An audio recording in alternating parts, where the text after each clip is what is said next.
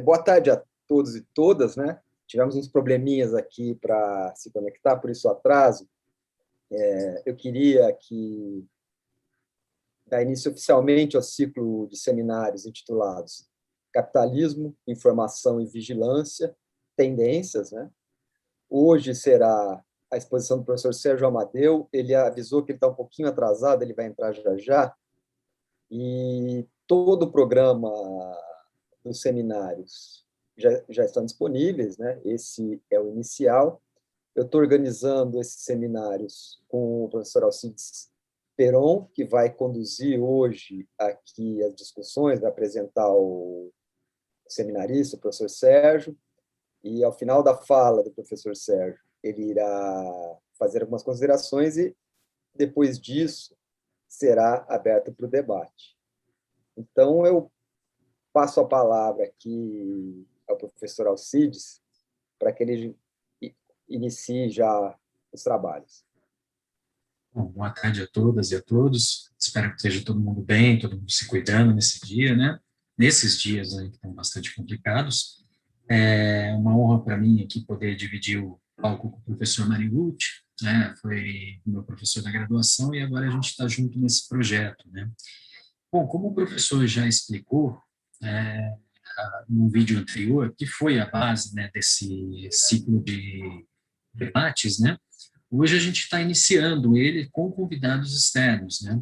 Inicialmente, então, a gente tem uma fala que está já no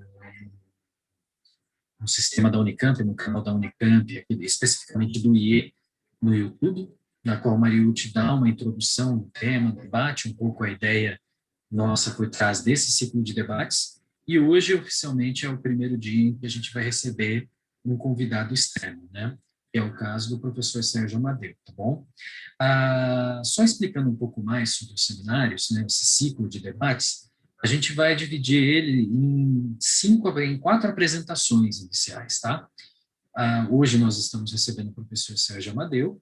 No dia 30, no dia 26, no dia 30 de abril, nós vamos receber o Diego Vicentim, professor da Unicamp, né, lá de Limeira, em que vai ser debatido mobilidade e informação, basicamente um pouco numa extensão dos trabalhos do Diego, que já tem algum tempo debatendo infraestruturas e novas tecnologias, principalmente infraestruturas de telecomunicações, né, então vai ser um pouco essa extensão.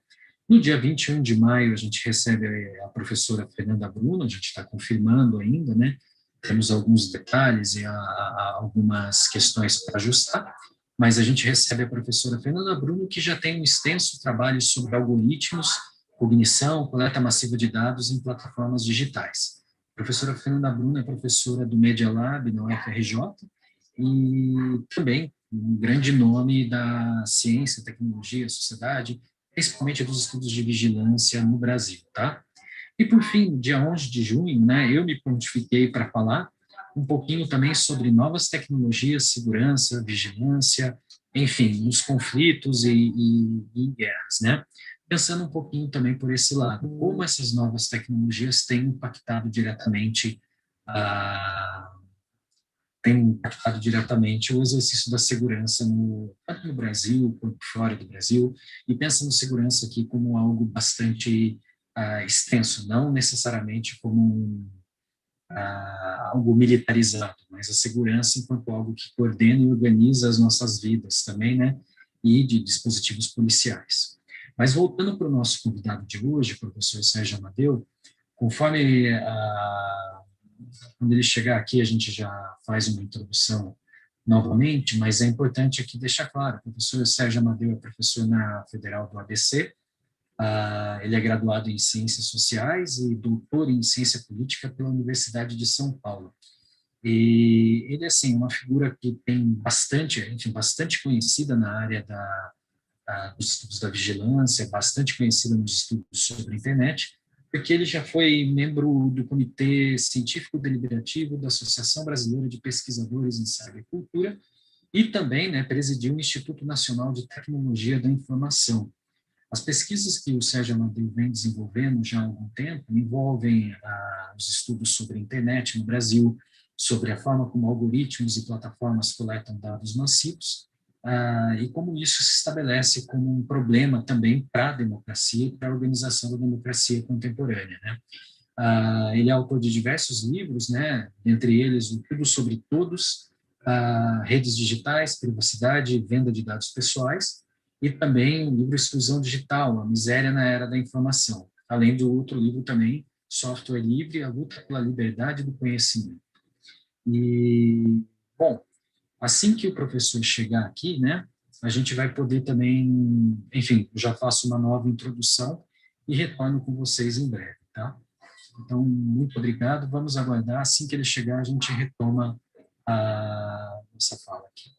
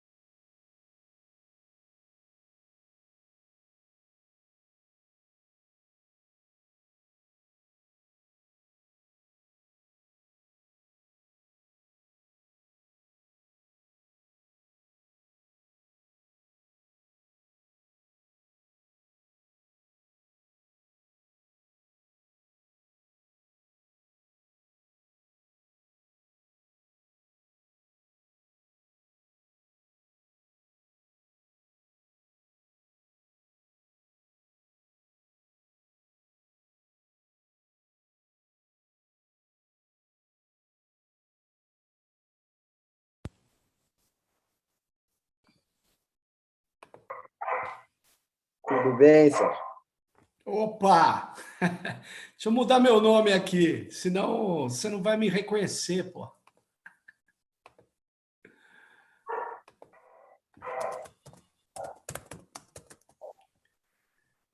Desculpa aí, Certo.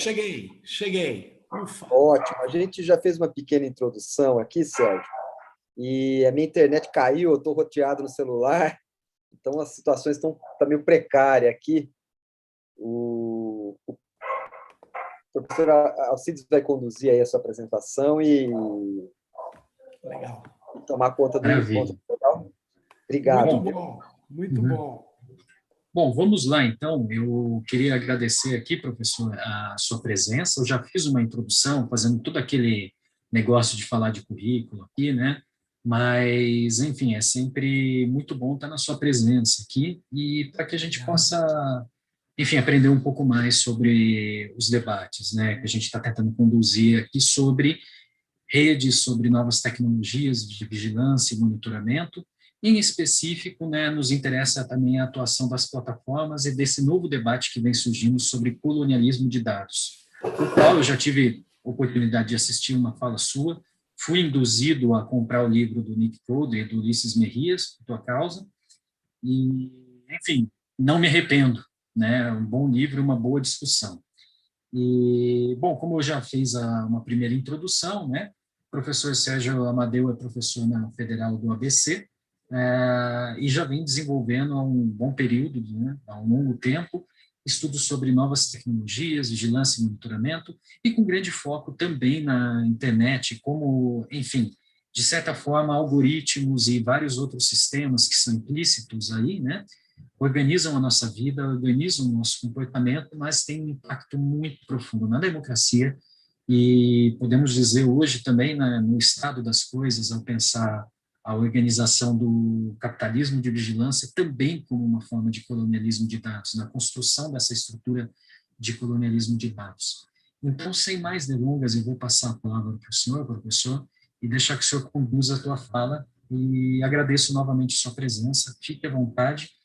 Ao fim da tua fala, eu vou tentar fazer alguns comentários e provavelmente trazer algumas perguntas, as quais eu já tenho com base em falas que você fez anteriormente, e aí passar a palavra para o pessoal que está no YouTube nos acompanhando, tá joia? Então, ó, boa fala, professor, até breve. Só vai precisar ligar o som, professor. Desculpa. Quanto tempo eu tenho, assim, que você acha ideal para termos um debate também? Olha, uns 40 minutos está ótimo. 30 40 minutos, minutos, tá bom. tá maravilha. Tá joia? Tá Obrigado. ótimo. Bom, primeiro eu quero agradecer aí ao Cides por, por, por esse convite e agradecer o Eduardo, o Davi, muito obrigado por vocês abrirem essa possibilidade de diálogo, né? Eu queria, então, entrar efetivamente na trajetória das tecnologias informacionais, né? Para que depois eu possa apontar o cenário de plataformas e do que eu consigo ver como um novo colonialismo. Bom, sem dúvida alguma, nós podemos notar uma alteração muito profunda nas estruturas que tinham fundamentado o mundo industrial. E, sem dúvida alguma, o que passou a acontecer já bem claramente a partir dos anos 80 era um avanço muito grande de tecnologias cibernéticas, tecnologias da comunicação e da informação, o que levou vários pesquisadores a chamar, né, ou nomear aquele período como um período de uma revolução informacional, né? O próprio Manuel Castells, um sociólogo da Catalunha muito importante, ele deixou claro que nós estávamos vivendo uma era informacional. Isso é uma superação da chamada era industrial, que começa no século XVIII, fica no século XIX e atinge o ápice no século XX, mas que logo vai ser substituída. E isso não quer dizer que ela foi eliminada, né? A indústria continua existindo, a indústria ela os bens materiais industriais são fundamentais, mas os elementos de maior valor agregado passam a ser as tecnologias informacionais.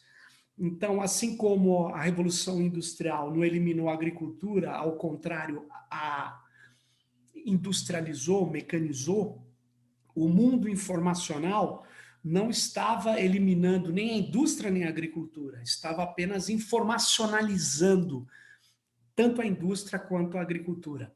E eu me lembro bem, por experiência própria, de ter ido na Volkswagen do Brasil nos anos 80, e ela tinha 30 mil funcionários, era uma fábrica, o chão de fábrica era cheio de tornos, máquinas e tal.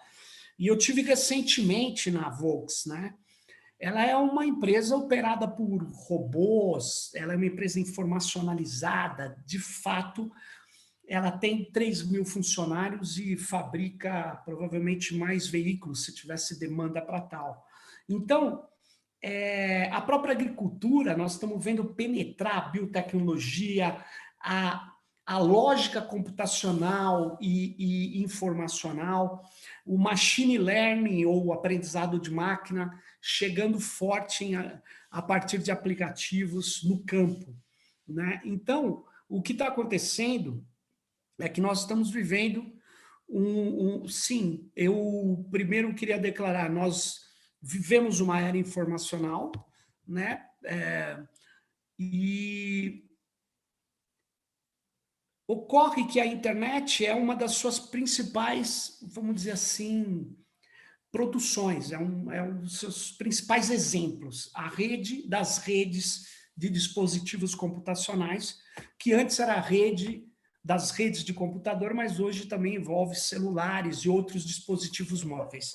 Pois bem, a internet, ela permitiu que modelos de negócio fossem organizados e que levassem as tecnologias para uma outra fase baseada não só no digital, né, não só na digitalização, mas também na dataficação. Então, a partir da segunda metade do século XXI, da primeira década do século XXI, a segunda metade, por volta de 2005, 2006, nós começamos a ver a emergência de modelos de negócio baseados em interfaces gratuitas, em serviços gratuitos que visam a presença, o maior tempo possível das pessoas nessas interfaces, nesses serviços, com o objetivo de extrair dados sobre sua atuação nesses dispositivos, sobre o comportamento que as pessoas têm. Então, nós começamos a notar que a era informacional não tem uma única fase. Ela teve uma fase das máquinas cibernéticas, foi para a fase dessas máquinas interconectadas nos anos 90, ainda com a expansão da internet, mas ela acelerou com essa expansão da internet a digitalização, ou seja, a transformação de todos os bens simbólicos em dígitos, mas em seguida ela emergiu um modelo de negócios que reconfigurou as tecnologias e deu ênfase nas tecnologias informacionais, que são tecnologias de coleta de dados, armazenamento de dados e tratamento de dados, principalmente dados pessoais. A pesquisadora José Van Dijk, ela fala que esse processo gerou uma sociedade das plataformas, ou uma plataformização, né?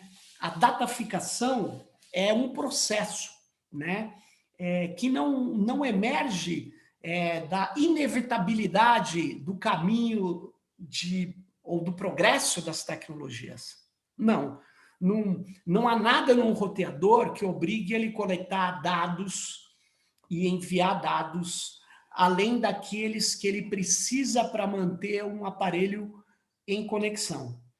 Mas quando a memória daquele roteador lota, ele destrói as informações mais antigas e para abrir espaço para as novas. Mas o que está acontecendo hoje é que informações sobre, por exemplo, um roteador que pega o MAC address, que é o endereço da placa de rede de cada celular, por exemplo, essa é uma informação fundamental. Então, essa informação é capturada. Mas para fazer isso e enviar para alguma empresa, algum broker de dados, algum corretor de dados, o que está acontecendo é que você precisa fazer um programa, você precisa fazer uma rotina, fazer um algoritmo, ou fazer um pequeno script que envie essas informações. Né? Isso não é da natureza, isso não nasceu no roteador. E, portanto, o que eu quero dizer é que é o modelo de negócio que gerou efetivamente um grande, vamos dizer, um grande processo de reconfiguração de tecnologias para que elas pudessem cada vez mais ser coletoras de informações, de dados, principalmente dados pessoais. Então, o que nós passamos a ver, se você for observar a análise feita pelo Nick Sarnecek, né, que tem um livro chamado Capitalismo de Plataforma, ele faz uma ligação entre a economia e a tecnologia. É uma ligação bem complexa, porque é muito difícil estabelecer causalidades que superem a poluição dos outros fenômenos que podem gerar também, ou podem ser partícipes de uma origem de uma certa tecnologia ou de um certo processo político, por exemplo, econômico. Mas o fato é que ele mostra que depois da crise dos estados de bem-estar social e do avanço do neoliberalismo, a lucratividade do capital ficou comprometida. Então, o capital tentou diversos modos principalmente o capital financeiro, ele tentou manter taxas de lucratividade elevadas. Então, a própria crise de 2008, a crise do subprime, a crise dos derivativos, com base em empréstimos e títulos podres de imobiliários, né, de pessoas que jamais poderiam pagar aqueles empréstimos e que sobre eles foram gerados inúmeros títulos que depois derreteram a economia mundial, aquela foi uma tentativa de encontrar lucratividade com derivativos, né, com o mercado de futuros e tal. Bom, enquanto a crise de 2008 fulminava uma parte da economia, das empresas, um outro tipo de empresa, empresas de tecnologia da informação, em especial empresas digitais, empresas de internet, empresas baseadas em dados, elas estavam crescendo de uma maneira muito intensa. E isso chamou a atenção do capital financeiro, chamou a atenção de todo mundo. Então, o que acabou acontecendo é que o que a Shoshana Zuboff fala que é o modelo Google, né? Que é esse modelo de extrair dados, vigiar todos os seus usuários, coletar dados, né? E tratar esses dados, né, com o objetivo de criar soluções, né, algorítmicas que permitam predizer, que permitam entender qual o próximo comportamento, o próximo passo, a partir da fixação de padrões, a partir da extração de dados de cada usuário, do conhecimento de um padrão de comportamento desse usuário, para poder influenciá-lo. Esse modelo, que ela qualifica não como um capitalismo de plataforma, mas ela qualifica pelo procedimento que o capitalismo vai estruturar o ganho dele, pelo menos parte altamente lucrativa vai estruturar o seu ganho, é o procedimento da vigilância, né? Da vigilância. Eu, particularmente, vejo isso, o termo vigilância aí, ela emprega, mas ela não emprega como um senso comum utilizaria, né? Ela emprega como um conjunto de técnicas para converter os fluxos da vida em dados e declarar esses dados algo a ser explorado, a ser adquirido, como se fosse elementos da natureza, né? Então, há uma naturalização e também uma crença de que o comportamento pode expor, né, o comportamento das pessoas nas redes ou o comportamento das pessoas captadas por esses dispositivos pode gerar conhecimento profundo sobre o que elas são, o que elas serão e o que elas farão. Então, se constrói um mercado de predição, que ela chama mercado futuro, de futuros, né, de futuros comportamentais, né? E isso é baseado em técnicas behavioristas, né, que o comportamento pode efetivamente nos decodificar. Isso é bastante polêmico, né? Isso é bastante difícil de você comprovar, mas você tem já pesquisas e tem uma crença em que os dados são efetivamente elementos que permitem realizar quaisquer correlações e chegar a um conhecimento profundo.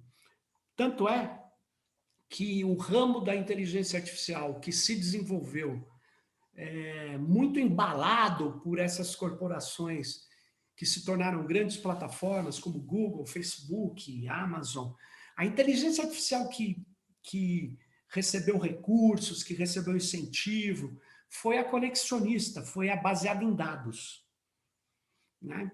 Então, você tem a operação de grandes corporações que coletam dados, que se tornaram plataformas que têm o seu gerenciamento feito por um tipo específico de inteligência artificial que não é baseada em raciocínio, não é a simbólica, é a conexionista, é baseada em dados, que é gerenciada por sistemas algorítmicos que coletam dados permanentemente dos usuários. Permanentemente. Então, o que nós estamos vendo é um processo que a José Van Dyke nomeia como de dataísmo, que seria uma crença quase que religiosa nos dados, né? Uma nova mitologia que é os dados falam por si. E aí eu queria dizer muito claramente que os dados, quando a gente ouve o jargão, são o petróleo do século XXI, tem uma parte considerável dessa afirmação que não pode ser aceita, né? A parte que a gente poderia concordar é que os dados comparados ao petróleo são, no sentido econômico, talvez uma boa comparação, uma boa metáfora, sei lá, uma analogia. Por quê? Porque, sem dúvida nenhuma, o petróleo foi fundamental para o capitalismo industrial e os dados se tornaram um elemento de grande valor econômico para o capitalismo informacional, para o capitalismo digital, né? Para essa fase do capitalismo neoliberal, né? Sem dúvida nenhuma, os dados são de alto valor. Mas os dados, diferentemente do petróleo, não são extraídos da natureza. Para que eu colete dados, eu preciso criar um dispositivo que transforme alguns movimentos, que transforme percepções, que transforme símbolos, signos, em dados. Não há nenhum dado que seja coletado sem a intermediação de um dispositivo. Não há.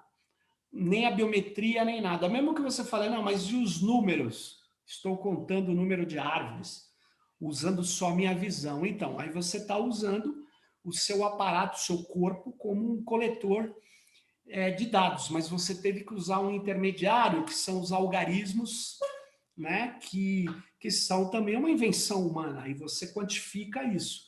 Mas, tirando esse uso corpóreo, sensorial, os dados, o número de amigos que cada um de nós tem no Facebook, aquilo não é natural, aquilo é uma criação que depende da concepção do que é amigo. Tem amigo meu que não clicou no botão para pedir para ser meu amigo, tem pessoas que eu nunca vi que são minhas amigas, e tem uma métrica que se extrai e que passa a ser considerada extremamente útil para o marketing, por exemplo, que é o número de amigos ou de seguidores que a pessoa tem. Só que esses dados são criados por uma plataforma que não é neutra. Ela pode ser monetizada, inclusive, cada vez mais. Você pega o YouTube precisa ter muitos seguidores, você precisa monetizar, ou seja, pagar para ter muitos seguidores, né? O Facebook também, e no recém-lançado chinês TikTok também. Se você cresce ainda organicamente no TikTok, mas se você pagar, você cresce mais rápido. No Instagram também. Então, na verdade, as métricas, os dados, eles são coletados a partir de dispositivos inventados pelo humano, que já guardam uma pressuposição. E que, portanto, mesmo uma busca no Google, olha que interessante, eu me lembro que há uns 10 anos atrás, as pessoas falavam, o Google, eu fiz uma busca no Google e o resultado é a verdade, é como se fosse a verdade. Mas veja bem, o Google não tem mais aquele algoritmo PageRank, que, segundo eles, no começo do Google, colocava a hierarquia, a classificação, o ordenamento das respostas de uma consulta que nós poderíamos ter feito, com base em relevância que o site tinha, em linkagens e uma série de coisas. Não, hoje as respostas são feitas adequadas a quem fez a pergunta. Então, o Google faz de tudo para identificar quem está fazendo uma determinada consulta para que as respostas sejam adequadas àquele padrão daquele usuário que está fazendo aquela pergunta. Então, o que nós estamos vendo na verdade, uma mediação algorítmica e não uma mera intermediação. Nós estamos vendo uma intervenção que tem lógica, que tem não só o aprendizado com base no padrão de quem faz a busca, mas tem também a monetização que pode estar interferindo se alguém comprou determinados resultados, tem também o interesse do controlador dos algoritmos, que a gente não sabe se mudou naquele momento, e tem também, na verdade, os parâmetros que os engenheiros, os organizadores dos sistemas algorítmicos definiram como limites, condicionamentos, etc. Então, a gestão algorítmica na nossa sociedade, ela está avançando. Eu falo gestão algorítmica porque eu me baseei no termo lançado por um sociólogo indiano que dá aula nos Estados Unidos, chamado Anish Anish, e ele fala que o modo de operação algorítmica de uma plataforma, pensa no Facebook, por exemplo, ou numa outra qualquer que nós utilizamos, Spotify, enfim, o Uber, ou o Uber Eats, ou Rappi, enfim, o que você pensar do que você, nesse primeiro momento, considere uma plataforma, você vai ver que não são humanos diretamente que te atendem quando você entra, por exemplo, no Facebook. Não vai ser um humano que vai definir, bom, o Sérgio fez essa postagem, eu vou distribuir para esse amigo que vão ver, os outros não vão ser alertados sobre a postagem dele. Quem faz isso é um sistema algorítmico. Então, a questão é, a gestão algorítmica, ela é a mesma que a gestão burocrática, a gestão feita na velha definição de burocracia, por exemplo, do Max Weber, competências definidas, hierarquias delimitadas, né? É a mesma coisa? É apenas algo mais rápido? Eu acredito que não.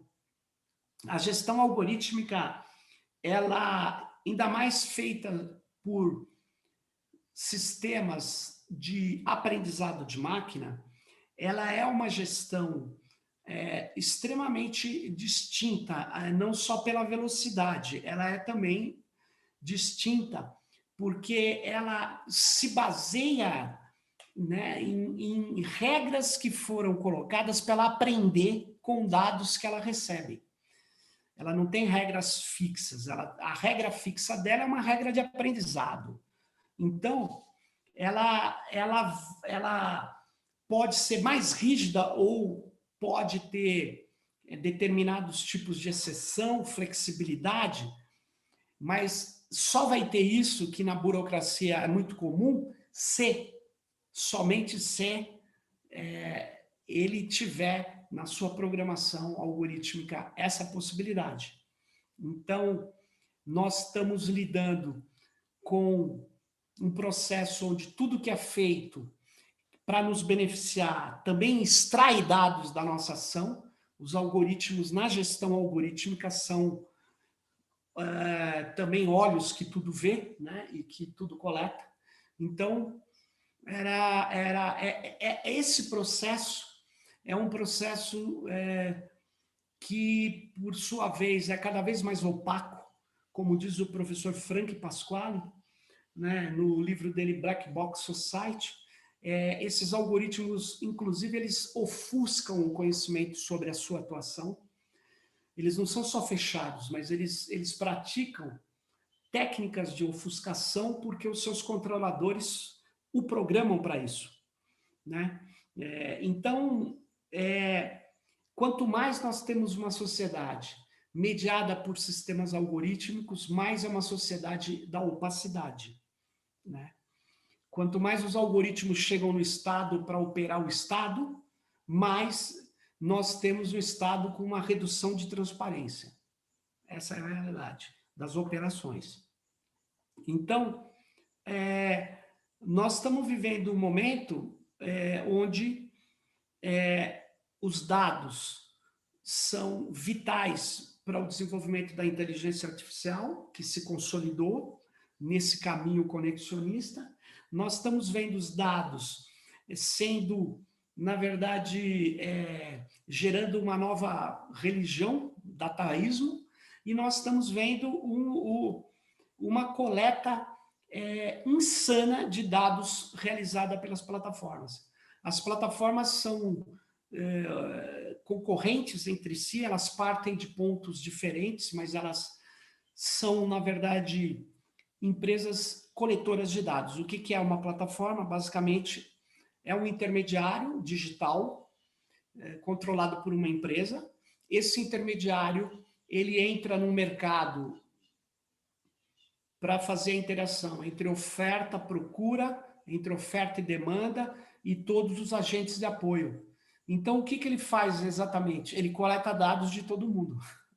E aí ele passa a ter um efeito de rede, né? E quanto mais ele cresce, mais ele dispõe, mais ele oferece coisas úteis para esse mercado, mais ele tem o crescimento, ele tem feedback positivo, e ele faz uma série de ações para poder também obter a presença cada vez maior das pessoas, gastando maior tempo nas suas interfaces, nos seus serviços de plataforma. Então, as plataformas passaram a ser a grande operação corporativa do mundo baseado em dados. É isso. Então, essas plataformas, elas se tornaram gigantes. Das 5 empresas que têm o valor de mercado no início de 2019, né? 2020, desculpe, superior a $1 trilhão, das 5 empresas, uma é petroleira, da velha economia, da Arábia Saudita. Aí você tem Microsoft, Amazon, Apple e Google. Google para não falar o grupo Alphabet, na verdade é o grupo Alphabet, né, que é a holding que controla o Google. Então veja, 4 empresas do mundo digital, né, uma que é do velho mundo proprietário de software, né, do começo das tecnologias cibernéticas, que é a Microsoft, 3 empresas que se consolidaram na internet, né, apesar que uma foi a primeira a fazer o hardware microcomputador, que é a Apple, mas que ela se reconfigurou com os smartphones, com os iPods, e foi assim. Só que ela aposta fortemente em dados hoje. A Amazon é uma empresa de comércio eletrônico que aposta, que se tornou a maior host, maior hospedagem de nuvem do mundo. A Amazon Web Server é o maior hospedeiro de arquivos e sites do planeta. E o Google, que é exclusivamente de dados pessoais. Mas a Amazon também corre para ser uma grande coletora de dados pessoais e tratadora de dados pessoais. A Apple também e a Microsoft também. A Microsoft, ela entrou muito, muito firme, principalmente na pandemia, no mercado, seja de nuvem ou no mercado de coleta de dados, né? Oferecendo produtos gratuitos para as pessoas permanecerem utilizando e ela extraindo dados. Então, o que está acontecendo no planeta é que nós estamos vendo as plataformas avançarem na chamada expansão de dispositivos de coleta de dados, que o Nick Coldry e Ulysses Mack chamam essa conversão dos fluxos da vida em dados de colonização da vida, né? E a sua coleta e expressão em dados, né? Eu gostaria de dizer que eu tenho uma diferença um pouco com essa perspectiva do Coldry Matthias, que ele usa, assim como o Habermas disse que a publicidade tinha colonizado a esfera pública, né? Ele usa nesse sentido, né? Eu já uso mais no sentido da colonialidade, efetivamente, né? Eu acho que a coleta de dados que se faz nas sociedades europeias e ricas, ela gera efeitos de vigilância, efeitos nocivos, mas aqui é preciso agregar o efeito da extrema dependência e da extração de riquezas das nossas economias, da nossa sociedade, e também do aumento do poder de análise dessas corporações e da redução do poder de análise que a gente tem aqui em nosso país. Poder de análise é um conceito que eu trabalho no mundo da inteligência artificial baseada em dados, né? O poder de análise depende de dados, né? E os dados, eles não são obras da natureza, e eles geram efeitos. Então, na verdade, o poder de análise da Microsoft, do Google, do Facebook, é maior do que o poder de análise de muitos estados do mundo. E junta-se ao poder de análise dessas plataformas o seu poder econômico. Eu vou até dar uns dados para vocês e termino muito rapidamente.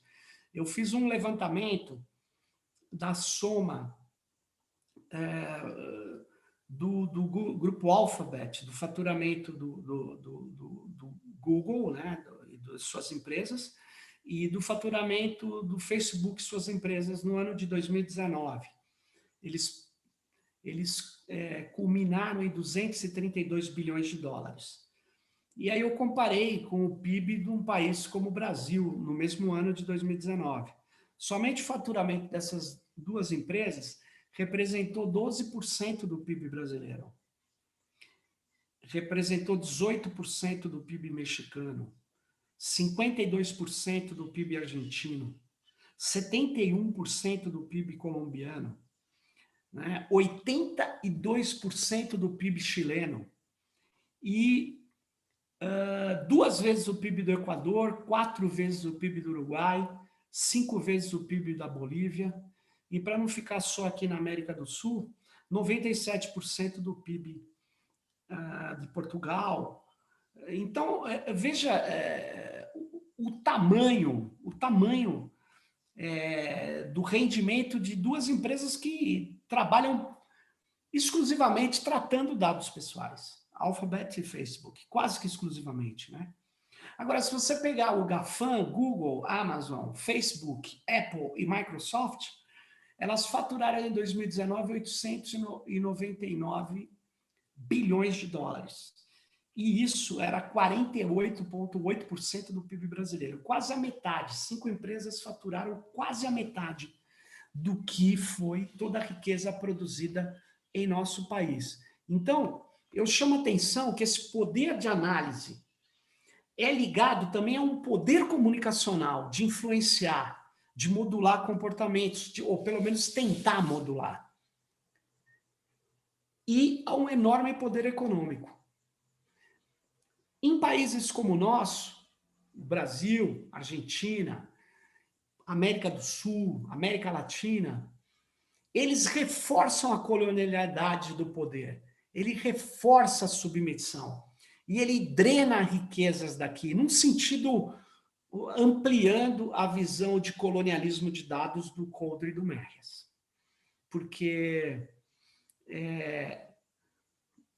você tem aqui o efeito do seguinte, e aí eu concluo. O Tribunal de Justiça de São Paulo, o maior tribunal do Brasil, e dizem que é o tribunal com o maior número de processos no mundo, ele tinha feito um acordo sem licitação com a Microsoft para poder implementar um processo de inteligência artificial no Judiciário Paulista e também para hospedar os processos na nuvem da Microsoft, Microsoft Azure. Esse acordo era de 1,3 bilhão de reais. Mas ele era tão estratégico para a Microsoft que o presidente mundial da Microsoft se reuniu com o presidente do Tribunal de Justiça de São Paulo. E isso era divulgado por toda a imprensa como algo extremamente positivo.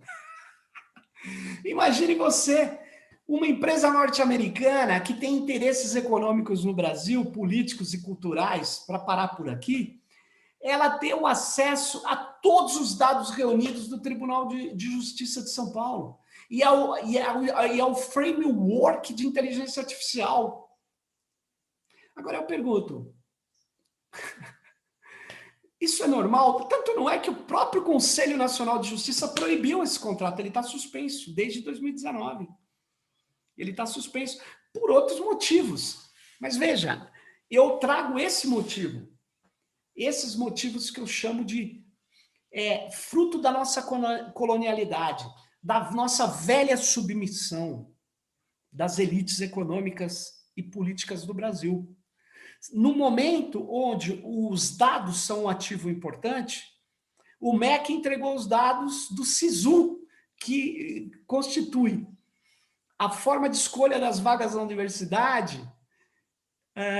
Ele entregou os dados, gente, do rendimento escolar dos alunos, do desempenho escolar dos nossos adolescentes, para ser hospedado na Califórnia.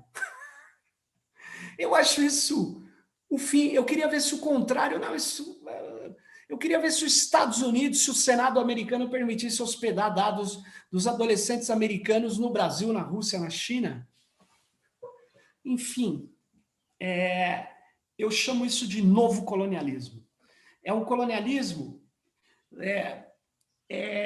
nessa fase do neoliberalismo, onde é mais barato, sim, hospedar na Microsoft, no Google.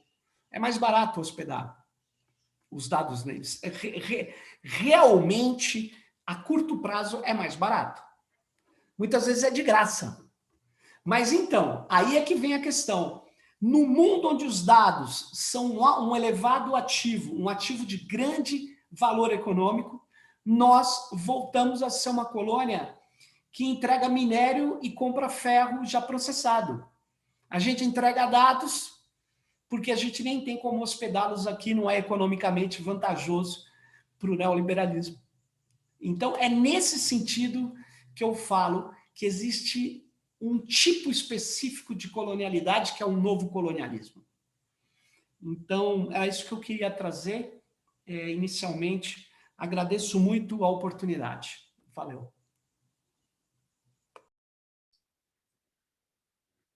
Oi, Sérgio. Muito obrigado pela tua fala, viu? Muito obrigado pelas suas discussões. Eu gosto de ouvir quando você fala, porque abre vários flancos de discussão possíveis, né, que vão surgir disso, né? Acho que um primeiro comentário que eu já faço logo de antemão, né, tentando refletir um pouquinho sobre essa questão, enfim, dessa permanência, dessa declaração dos termos de troca, vamos dizer assim, né? É engraçado como a gente fornece dados Nós somos fornecedores de dados inconscientes, porque boa parte dessa tecnologia também funciona na inconsciência das pessoas, um pouco na surdina, né? Isso faz parte desse dispositivo, mas a gente toma de volta o quê? Políticas de segurança, tecnologias de segurança que vão governando nosso modo de existência, nossos relacionamentos, né, e etc. E, enfim, uma das coisas que me chamou a atenção, bastante atenção na sua fala, é justamente isso, né? Eu fico pensando, vou fazer uns comentários, já tem inúmeras perguntas aqui, e é até interessante que daí, enquanto você vai me respondendo, eu vou coletando as perguntas aqui e passando, tá bom? Existe uma coisa que chama bastante atenção, é quando a gente olha para, a gente pensa nisso em termos geopolíticos, e eu tenho sido bastante questionado ultimamente por isso, né? Como que isso altera o jogo de poder global? Como é que a presença dessas tecnologias alteram o modo, não dessas tecnologias, mas de todo esse sistema de coleta massiva de dados, de toda essa dinâmica de policiamento de dados, de manutenção de uma data surveillance, dessa vigilância de dados, como que isso altera o jogo político global? Em outras palavras, quando a gente olha para a geopolítica tradicional, olhando lá para trás, né, toda a presença enfim, a capacidade de um Estado de ter um navio, de projetar poder através do mar, de ter um porta-aviões e, portanto, projetar poder de uma maneira mais estável. Quando a gente olha que o poder nuclear chega, enfim, se organiza e isso permite uma nova forma de deterrência, de dissuasão, se eu olho para essa nova forma de organização do capitalismo e essa nova forma de coleta massiva de dados, de organização do dado, e eu falo, uma geopolítica dos dados, que tipo de vulnerabilidades são construídas entre os Estados? Que tipo de problemas, que tipo de riscos, né, e que tipo de poder isso gera de um Estado sobre o outro? Eu sei que você trouxe aqui um pouco na tua fala isso, mas eu acho que esse é o momento de dar um sobrevoo talvez mais específico sobre essa questão. Como que as relações entre os Estados são afetadas por isso e como que a gente pode pensar em categorias de poder a partir de então? Isso porque muitas vezes nas RI, né, e aqui o debate também vai bastante para esse público, interessa bastante pensar nessa dinâmica de poder, né, além do poder econômico. E, por sua vez, também traz alguns elementos interessantes, tá? Bom, pensando numa outra reflexão que surge a partir da tua fala, e isso talvez seja um pouco da minha manifestação não sei, assim, é bastante interessante, mas um certo desânimo na leitura da Zuboff. Lendo o trabalho dela, é muito interessante como ela faz essa construção da economia política mesmo desse sistema do capitalismo de vigilância. E é interessante porque cada autor tem uma temporalidade, um marco, né? O Nick, que eu esqueci o sobrenome dele, que é bem difícil de pronunciar, do capitalismo de plataforma. Abnisek. Nem vou tentar. Mas eu juro que eu estudo um dia e falo assim. Mas é bastante interessante, as três temporalidades que ele traz, né? A crise dos anos 70, os anos 90, e a maneira como isso reorganiza o capitalismo, os anos 90 e o neoliberalismo, né, que vão promovendo essa fluidez do capital, e depois na crise do subprime, em 2008, a maneira como essas empresas de tecnologia se tornaram uma espécie de reserva de valor para o investimento. Era a única coisa que estava segura, que não estava ainda desmanchada no ar naquele momento nos Estados Unidos, né?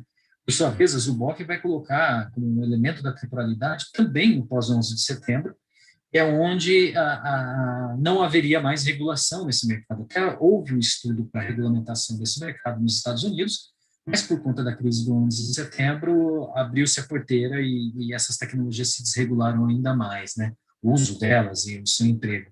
Agora, o que é interessante, apesar da Zuboff fazer toda essa análise extremamente interessante, é muito curioso para a gente que estuda o capitalismo também, né, pensar que a cada maneira que o capitalismo se organiza, se sobrepõe, se manifesta um tipo de violência, uma forma de exercício de controle de violência. E a Shoshana Zuboff, ela traz isso sob a forma do poder instrumentariano, né? Então, ela vai dizer, olha, há um controle, né, dos meios comportamentais, né, que se exerce a partir dessa coleta massiva de dados. Mas, ao mesmo tempo, ela ignora tudo, assim, não é que ela ignora, mas ela passa um pouco sem o devido cuidado, me parece, aos debates que vão vir depois, por exemplo, nos trabalhos da Simone Brown, que a gente viu lá em Salvador aquela vez, e no trabalho dela, né, do Black Matters, né, em que ela vai analisar, por exemplo, como essas tecnologias, e a Natalie Byfield também faz, né, mostrando como essas tecnologias vão repondo formas de discriminação, e uma certa violência estrutural que se manifesta nisso. Eu queria ouvir um pouco também os seus comentários sobre essa forma de violência que o capitalismo de vigilância traz. Talvez uma violência indireta, ou talvez uma violência direta, se a gente levar em consideração essa capacidade algorítmica preditiva, né, em que você faz, né, você atualiza, né, visões de mundo, você atualiza visões de mundo menos do que fazer uma predição.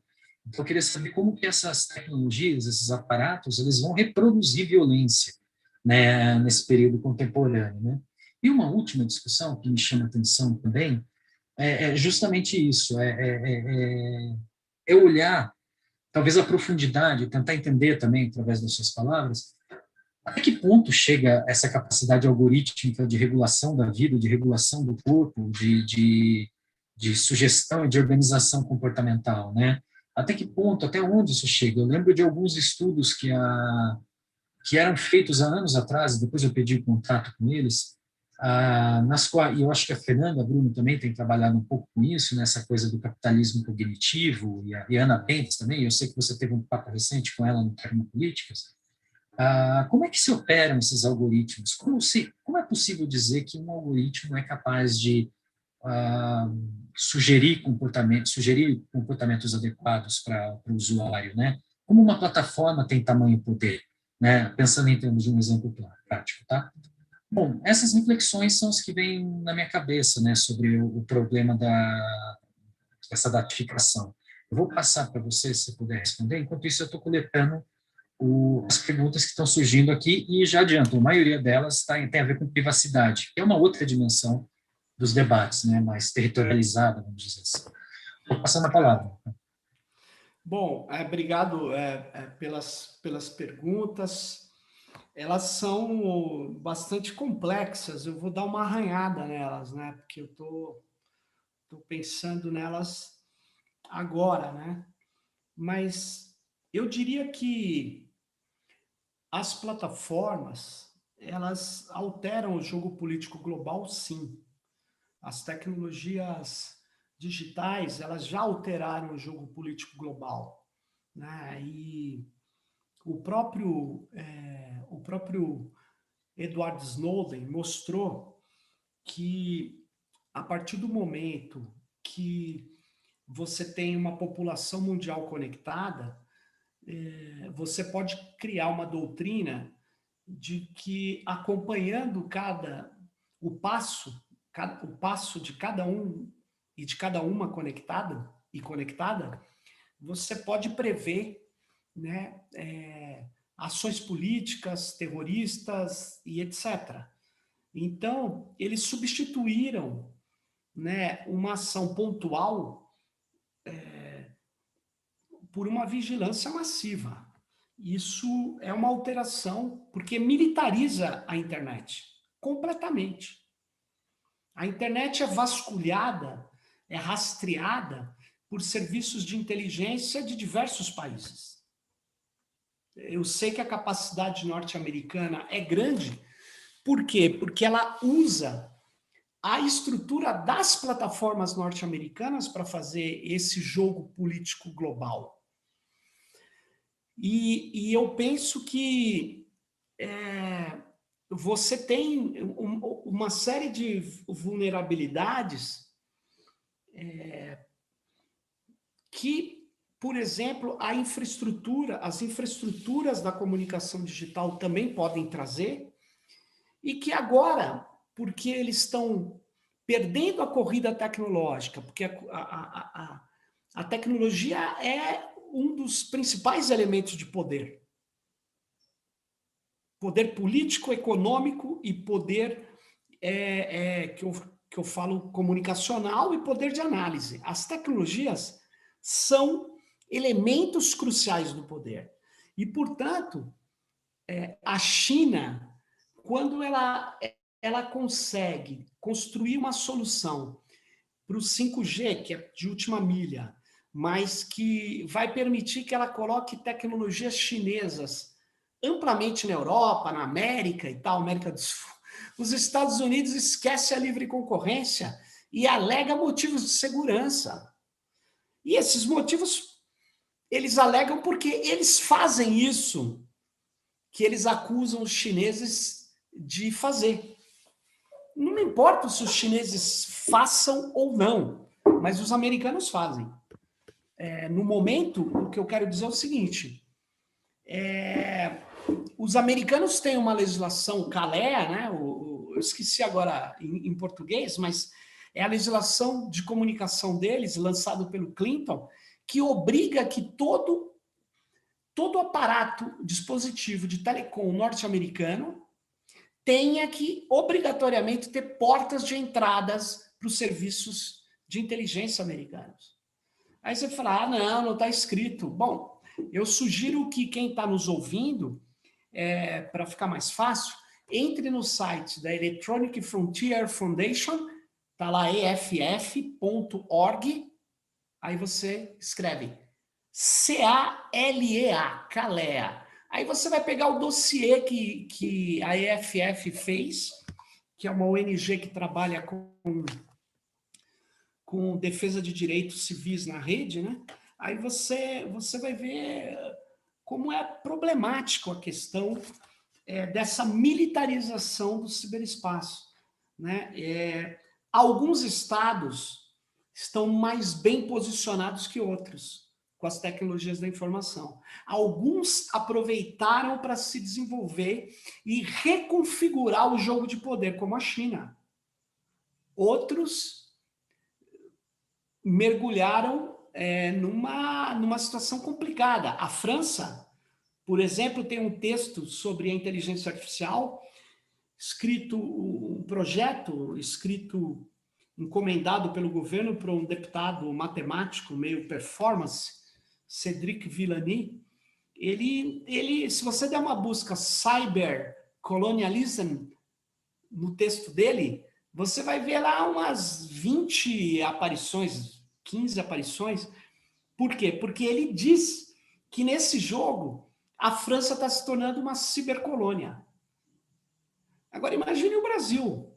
Então, há uma alteração, sim, e há vulnerabilidades quando você começa a coletar dados sensíveis de uma população.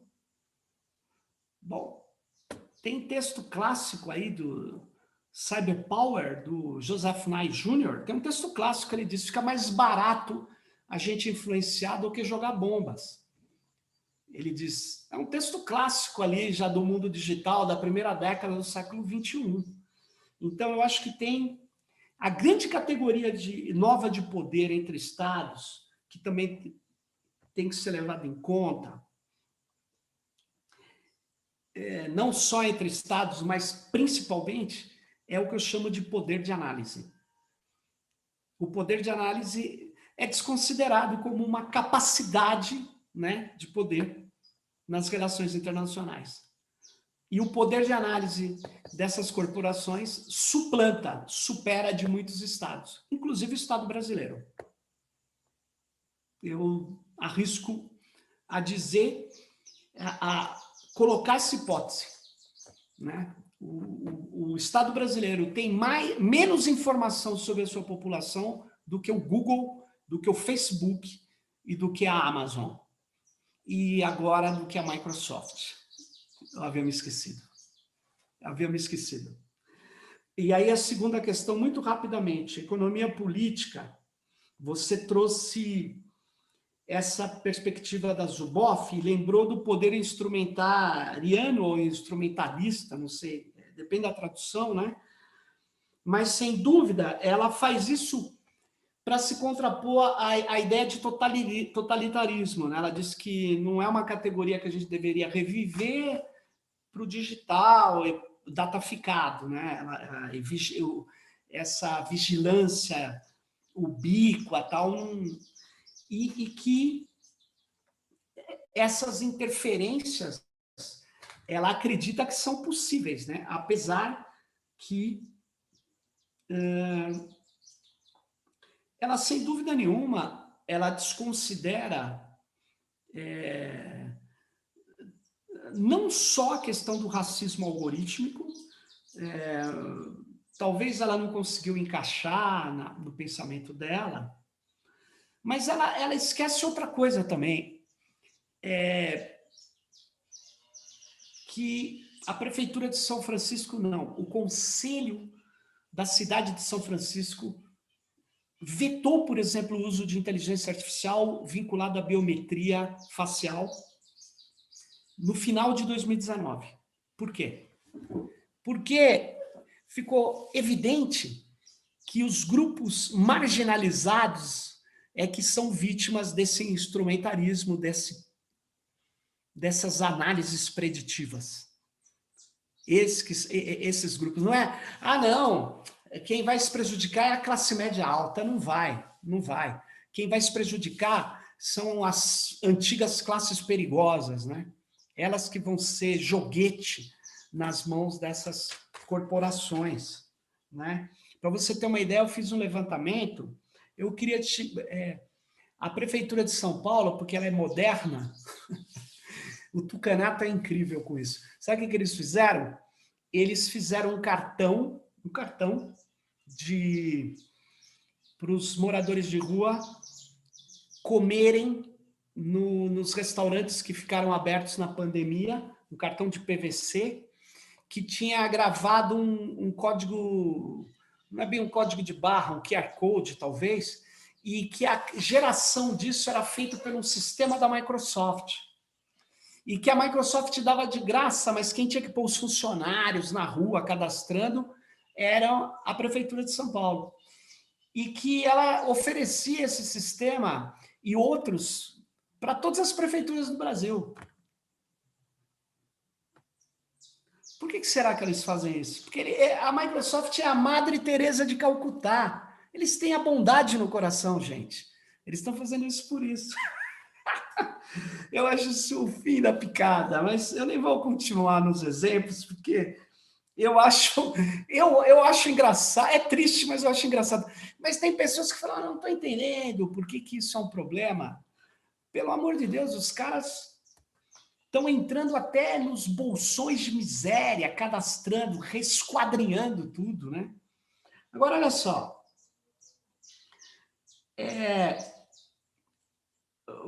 Você fala se os algoritmos podem influenciar, vamos dizer assim, é controverso, mas os algoritmos podem influenciar, a resposta é sim. Agora, que tipo de influência? Depende das mediações, depende de quem ele vai influenciar. E depende de que tipo de serviço ele está sendo lançado, né? Ele pode influenciar, ele pode modular comportamento, e muitas vezes ele pode chegar ao extremo da velha comunicação de massas, de manipular alguns segmentos ou algumas pessoas. Pode, sem dúvida que pode. Agora, achar que o efeito é homogêneo, achar que basta o Facebook me botar uma coisa na minha cara, ou toda hora me lançar algo, assim, o Silas Malafaia é um bom pastor, Silas Malafaia é um bom pastor, não vai me convencer nunca. Nunca. Porque tem mediações. Mesmo o que Jesus Martim Barbeiro falou da comunicação de massa vale em exponencial na comunicação em rede. Então, eu queria dizer isso. É preciso ter claro. Agora, a grande questão é quando eles têm técnicas de influência, têm estudos de influência, têm pesquisas sobre influência, que a gente muitas vezes não domina. E o que a Fernanda Bruno fala, quantas pesquisas o Google fez no ano passado que não passou por comitê de ética nenhum? Porque se vocês aqui, todos nós formos fazer questionários, entrevistas, pelo menos na Federal do ABC tem que passar pelo comitê de ética. E o Google? E o Facebook? E a Amazon? Qual é o comitê de ética deles? Aí vem o dataísmo, uma faceta do dataísmo, né? Da crença, né? Mas quem te disse que essas corporações fariam algo mal? Corporações só fazem o bem, porque elas querem ganhar dinheiro. Elas querem te atender melhor. Isto faz parte do que eu chamo de mega alienação tecnológica, me inspirando, é claro, o ponto de partida é o Simondon, mas eu estou trazendo a ideia do seguinte, mais para o lado da José Van Dyke mesmo. Acreditar que essas corporações são intermediárias neutras dos conteúdos que nós publicamos, sem dúvida nenhuma, é um ato para além da ingenuidade, é alienação. E que reforça a alienação do trabalho e que reforça o poder instrumentarista das plataformas. Eu respondi parcialmente, mas não sei. Tentei aí. Obrigado. Tá ótimo, Sérgio. Muito obrigado. Inclusive, um breve comentário sobre a questão do Google, né? Do seu comitê de ética. As duas pessoas que trabalhavam lá, né? Timothy Gebru e a Joy Buolamwini, né? Timothy Gebru, que apontou falhas tremendas em sistemas de reconhecimento facial mundo afora e falhas éticas e também racistas, não podem nem ser chamadas de falhas, mas são as omissões dentro do processo de desenvolvimento dessa tecnologia, né? Bom, a Timit foi demitida em final de dezembro, e a Joy Buolamwini foi demitida semana retrasada. Então, isso mostra um pouquinho também dessa maneira como as empresas têm organizado, enfim, ao mesmo tempo que tem todo esse discurso e essa organização modernista, né? Ao mesmo tempo se sobrevive fazendo a boa e a velha demissão, né? Essas formas totalitárias de gestão de pessoas, né? Olha aqui, algumas perguntas para você que tem surgido, né? Eu acho que a primeira e mais assim, eu acho que já dá para formar um cluster, tem muita gente preocupada com a questão da privacidade, mas também da maneira como se gere esse sistema no Brasil, né? Então, a Mayara Jurá, por exemplo, pergunta quais seriam as primeiras, né, prioridades em termos de políticas públicas para garantirmos a soberania de dados civis dos brasileiros. A gente tem capacidade tecnológica para isso? Aí, a Carolina Condé, né, ela é doutoranda lá do Santiago Dantas, ela já traz o seguinte, né, ela está olhando para isso, acho que ela considera, inclusive, a pergunta que a Mayara faz, mas ela lembra da ideia do marco civil da internet, enfim, das LGPDs que tem aqui no Brasil, né. Mas ele pergunta o seguinte, já ciente de que sozinho isso não funciona, né. Professor, o senhor entende que existe uma necessidade de algo como um marco civil da internet global para tentar regular essas questões ou interesses do capital que se sobrepõem a preocupações de regulação? E aqui eu até complemento um pouquinho, né? Dá para pensar que a LGPD sozinha essas coisas resolvem, né? Pensando nessa conectividade global de dados. Tem outras perguntas, mas eu quero só martelar em mais uma aqui, que o professor Hector Luiz Sampierre faz. Ele nos lembra que foi criado há um tempo atrás o Comando de Guerra Cibernética, né? Por exemplo, dos Estados Unidos. Ele pergunta, eu sei que você até já respondeu um pouquinho, mas seria legal se debruçar um pouco, né? Pensando na criação desse comando de guerra cibernética, né? Até que ponto ele tem uma autonomia, né, para gerir a segurança de dados, né, interna dos países externos, uma vez que boa parte da gestão desses dados, dessa analítica, está na mão de empresas privadas, né? Então, qual é o tipo de dilema que surge a partir dessa relação entre uma segurança de dados, né, comandos de guerra cibernética, e essa coisa das empresas privadas dominarem isso? A questão da Carol Condé, que vai falar sobre o marco civil, a hipótese de um marco civil, de um controle, uma regulação global, e a pergunta da Mayara Juruá, que vai tocar nesse assunto de como organizar os aparatos e as capacidades para uma real governança securitária dos dados no Brasil. Aí depois eu volto, tem mais algumas e a gente encerra. Olha o áudio, professor. É sem áudio de novo. O áudio, Sérgio. Obrigado. Obrigado. Vamos lá. Mayara, nós temos capacidades e condições de começar um processo de soberania digital e de soberania de dados. Temos universidades extremamente capacitadas, elas podem não estar com pesquisas de ponta em todas as áreas da tecnologia, mas nós temos capacidade no país de desenvolvermos soluções tecnológicas. E se nós tivéssemos recursos, a gente teria a capacidade de desenvolver também soluções que não são finalísticas, que não são para aplicação imediata. Mas para aplicação imediata em inteligência artificial, para aplicação imediata em machine learning, deep learning, para aplicação imediata em tratamento de dados em big data, nós podemos e temos condição de criar soluções para isso. Mas o que nos impede não é a nossa... Se a gente tem técnicos, engenheiros, hackers, pesquisadores, não é isso, não. O que nos impede é a mentalidade, o que nos impede é a colonialidade.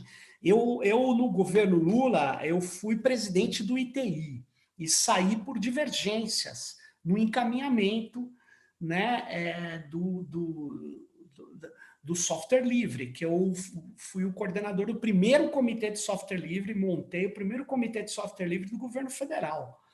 Né? E a gente, quando eu cheguei em Brasília, 80% dos servidores de rede era o Windows, no Planalto. É ridículo, nem o mercado usava isso. Né? Que era um lobby, mas isso, o lobby fica... desvirtua um pouco a discussão, porque fica parecendo que tudo é um problema de lobby, e não é. Vamos lá, tem um problema de quem aceita. Tinha alguns gestores públicos que falaram, tecnologia é que nem essa caneta, eu estou com um lápis aqui, tá? Mas é que nem um lápis.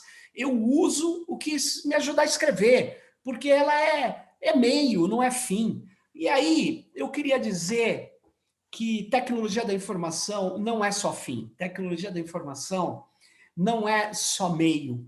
Tecnologia da informação é estratégica. Tecnologia de tratamento de dados, então, é vital. E dados, então, são elementos cruciais que nós não podemos trocar. Porque se a gente entregar, a gente perde qualquer capacidade de soberania. O governo do Jair Bolsonaro, eu não podia esperar outra coisa, no final de 2019, em dezembro, ele lança a consulta sobre a Estratégia Nacional de Inteligência Artificial. No momento onde os acadêmicos estão indo das férias. Aí ele estende até março, ou seja, fica um período pior do mundo. Ele lança, então, quem participa dos textos, do envio, dessa consulta? Participa as telecoms, que são todas estrangeiras no Brasil, né? Todas as teles.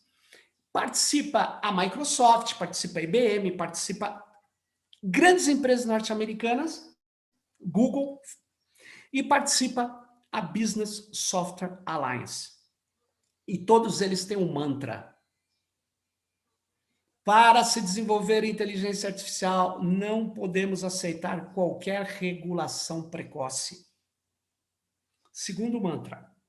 Não dá para proibir o fluxo transfronteiriço de dados.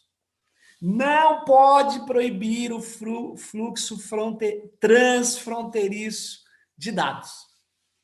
Dos Estados Unidos para o Brasil? Não, do Brasil para os Estados Unidos. Não pode proibir. Sabe por que não pode proibir? Aí você põe um software, faz tudo, lê, põe software, faça o que você quiser no texto, para você encontrar o argumento de sustentação dessa ideia. E o argumento é simples, porque quem sairá perdendo é o Brasil, que não vai ter produtos adequados para a sua realidade.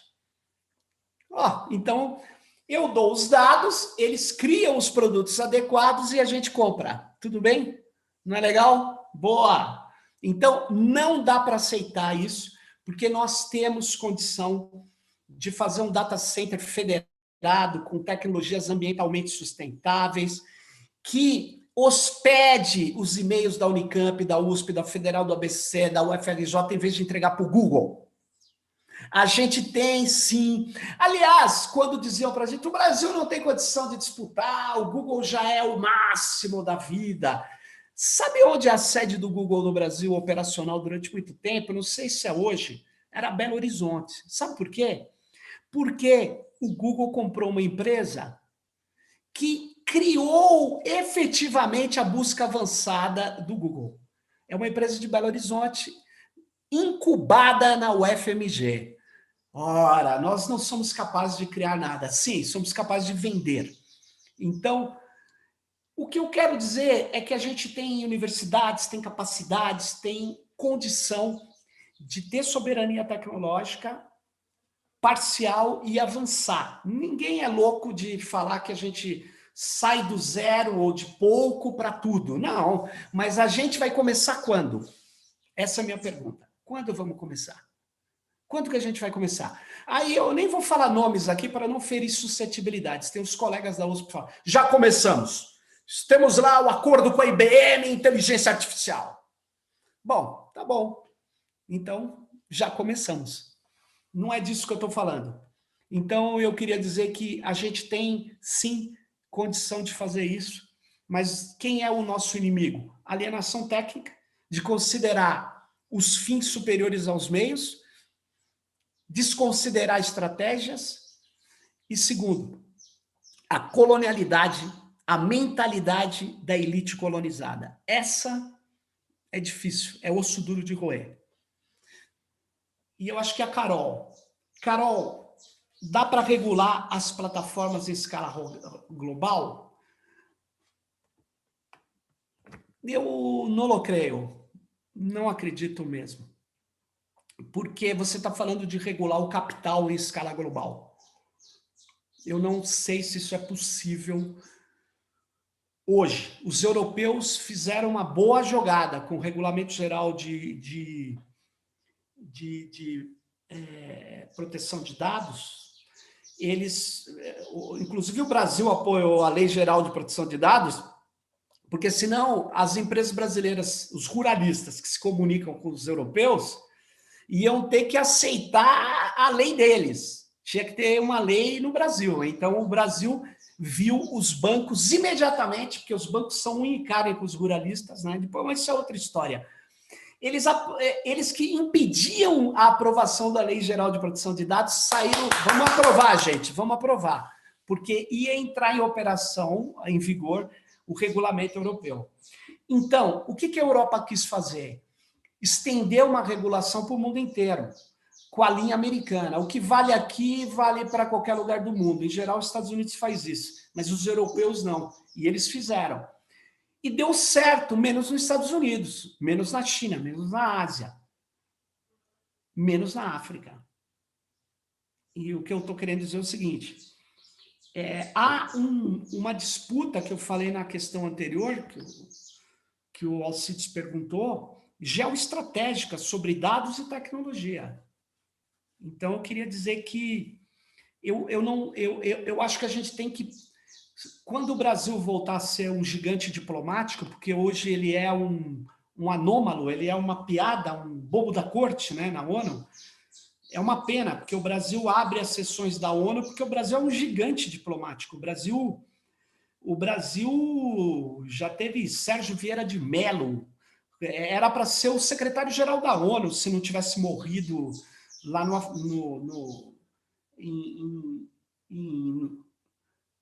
esqueci o nome do país agora, foi no Oriente Médio, né, que ele morreu no Iraque, no Iraque. Obrigado. O Brasil já derrotou os Estados Unidos na questão da quebra de patentes para salvar vidas, né? Inclusive o ministro da Saúde era o José Serra, mas a diplomacia brasileira é um gigante, mas parece pífia hoje. Você olha, é um escárnio aquilo, né?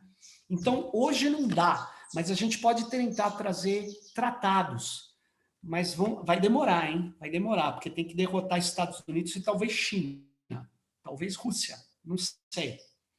Então, e aí, faz o quê? Eu acho que a gente tem que tentar leis nacionais de regulação da plataforma. Você fala, aí eles abandonam o país. Duvido.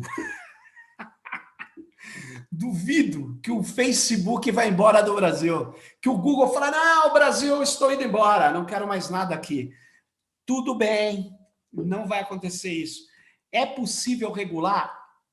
É possível, mas, novamente, qual é o problema? Se você regular as plataformas sem criar dispositivos ou soluções para a regulação do sistema algorítmico, não adianta nada. Essa que é a minha opinião. Então, é uma lei complexa. Eu estou tentando... Acho que o próximo passo é a gente ver parâmetros aí para a gente poder propor que o Congresso Nacional, primeiro que as universidades discutam, que depois da gente elaborar bem, a gente consiga sustentar bem, porque eles vão ser contra, né? Eles serão contra.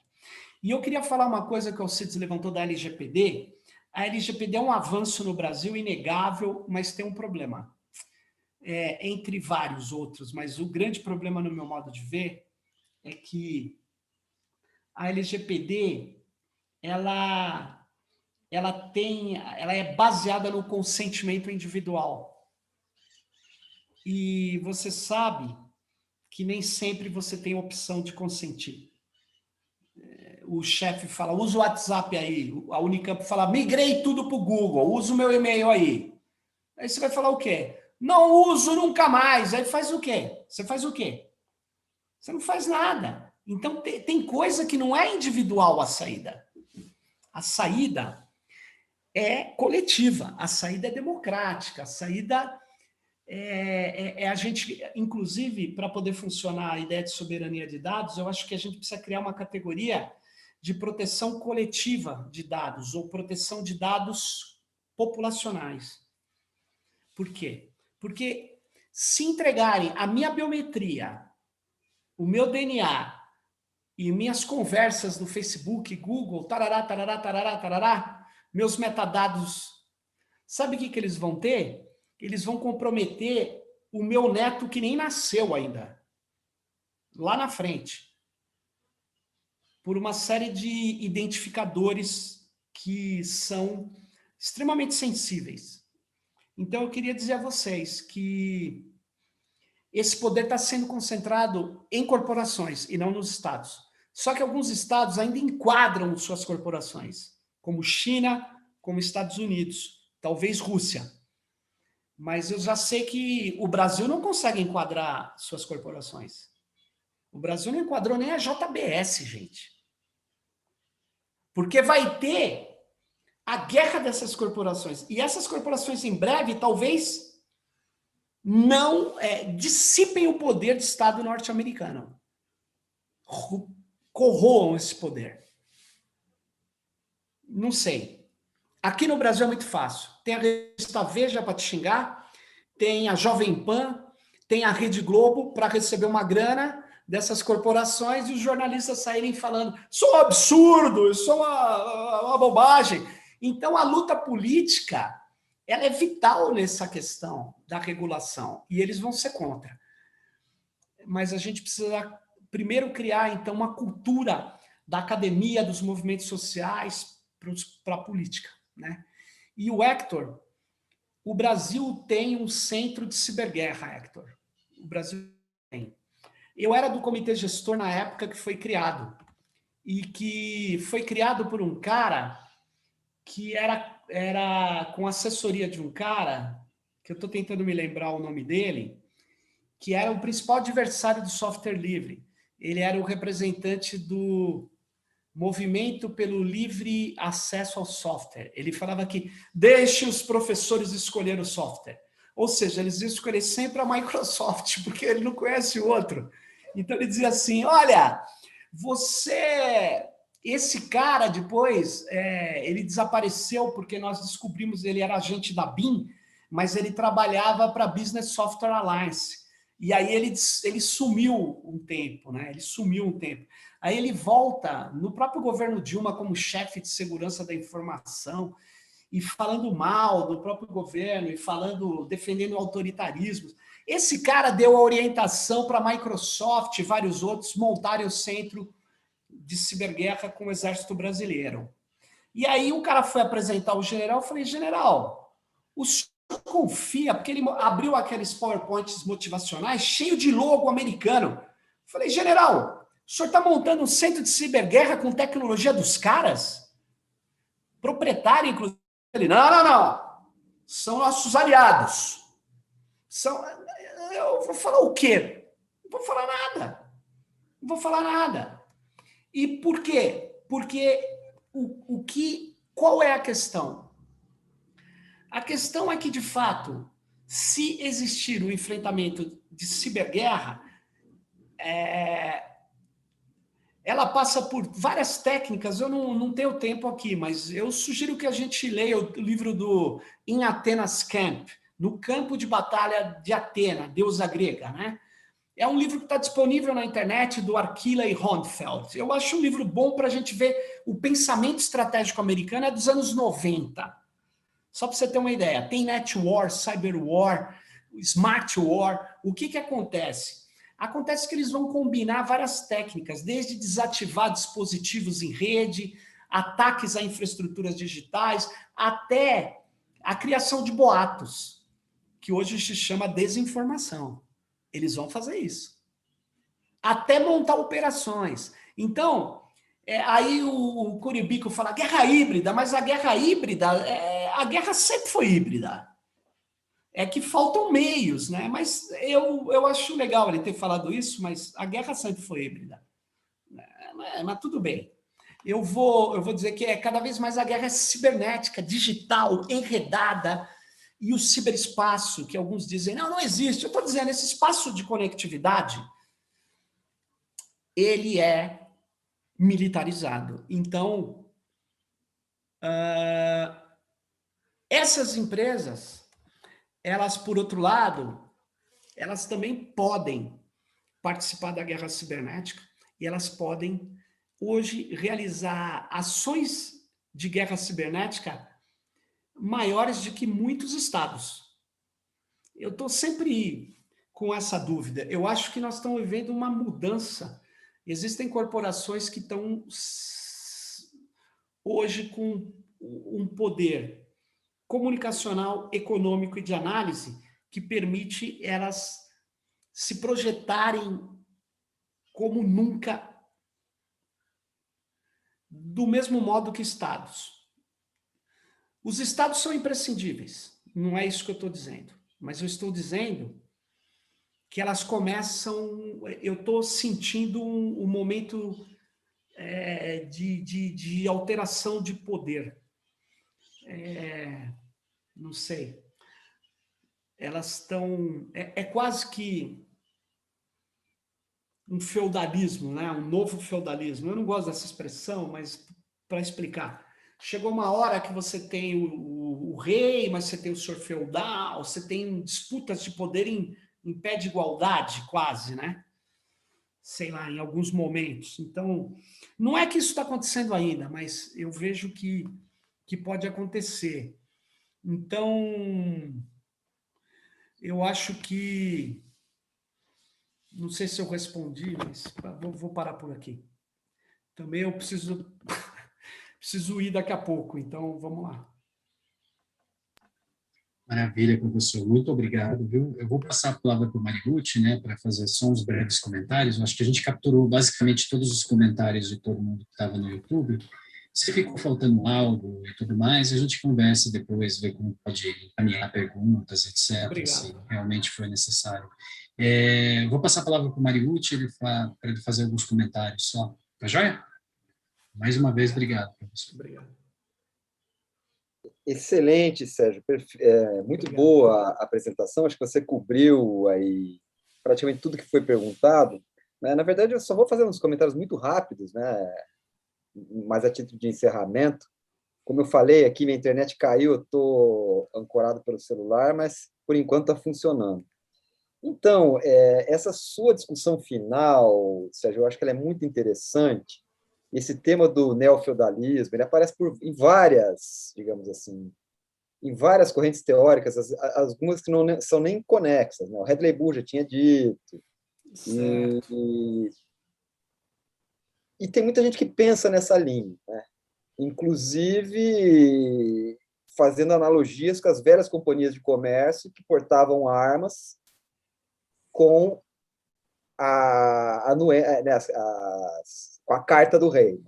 Então, num certo sentido, esse debate é um debate fundamental, eu acredito, como do ponto de vista das megatendências, mas ele vai se confundir com uma coisa que eu acho que você deixou bastante claro, né?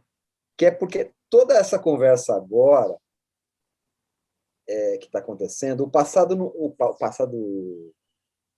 século XII, XI, ele não é perfeito, porque eu acho que o modo como a gente está existindo hoje é diferente.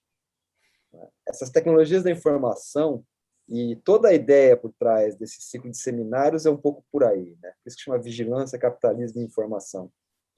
É bem na linha do Simondon mesmo, né? Que já adiantou bastante esse assunto, né?